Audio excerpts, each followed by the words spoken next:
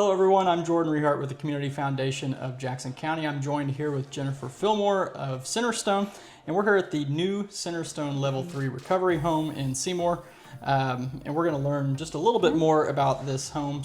Jennifer, appreciate you joining us and sharing a little bit about this. I know you've put a lot of work into this, as many have in Centerstone. But first, let's just start off. Tell everybody about the new Level 3 Recovery Home and what it is.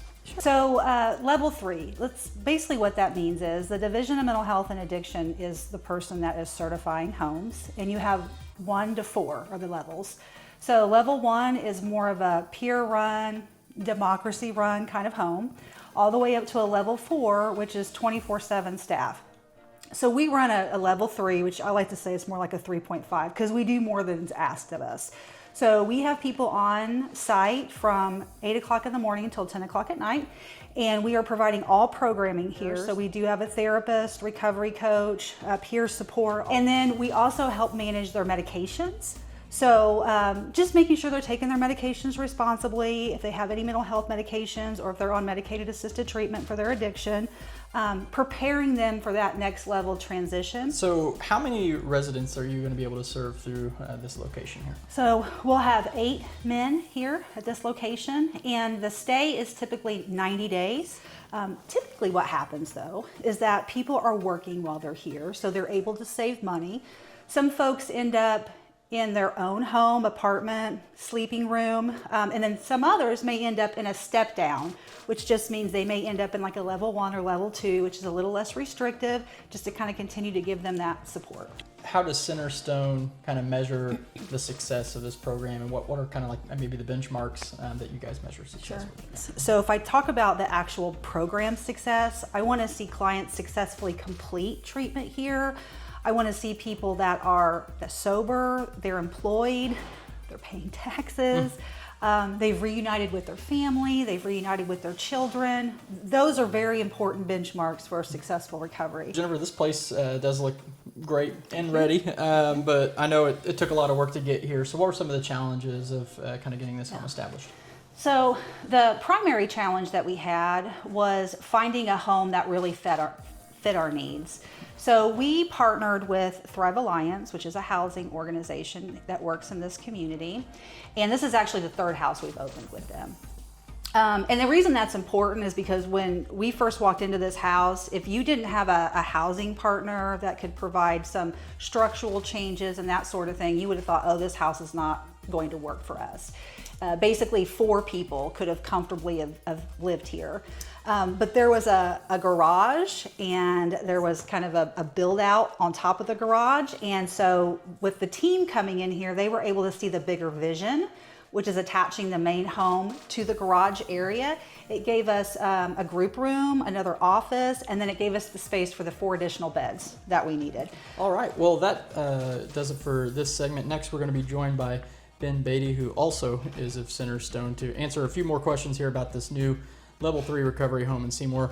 Jennifer, really appreciate you taking the time to answer some questions. Really appreciate you guys and assistance with the funding. Okay, I'm joined here with Beatty of Centerstone, and we're just going to walk through a little bit. Ben, you've been instrumental in making sure that this home is established, and kind of my first question is, what's a typical day like for someone who will be living here? Sure. So a typical day here, we have a very structured program here at the CRT. So we're going to wake up at 7 o'clock a.m.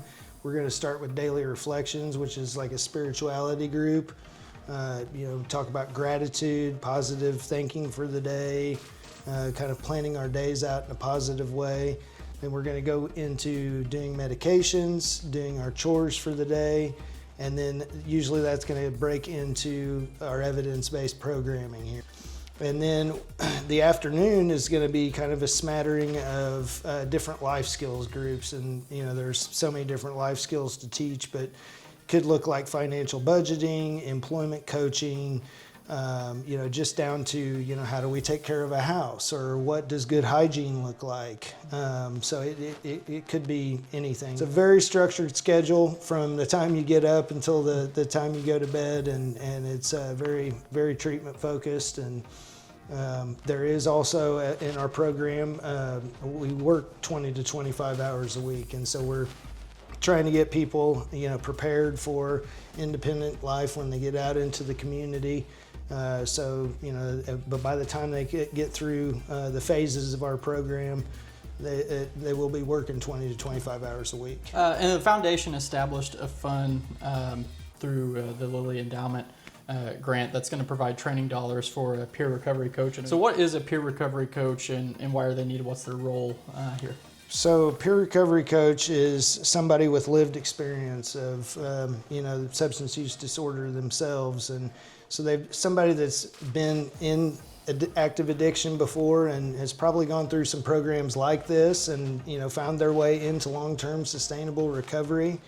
And then, their role here is, they're teaching our classes and just being that lived experience voice of, hey, I've been there and done that. I've had these same struggles before, and here's how I worked through this, and really, giving it that lived experience perspective. Ben, I know you've really worked on this for a long time, or it's always kind of been your hope for something like this here in Jackson County. So what's this mean for our community? Well, it's just tremendous. So it really touches a lot of our community. And so for every person that we can bring into recovery and long-term sustained recovery, that's not only healing that person, but it's also healing the family members. It's repairing relationships. It's getting kids reunited with their families. So it's just tremendous the impact that this will have over time.